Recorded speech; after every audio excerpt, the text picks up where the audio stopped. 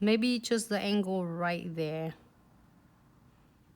in the part of it, and right in the middles I would like to keep it so then I can apply the crystal on. So put it on the side. I have the white gels ready over here.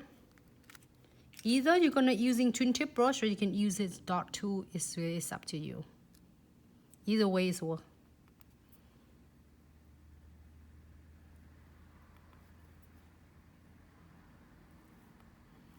Just, you know, blend the dot. If you want your blossom gels to blend it faster,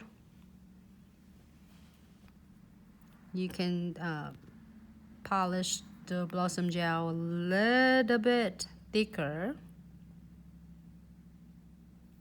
If you don't want it, then you can do it smaller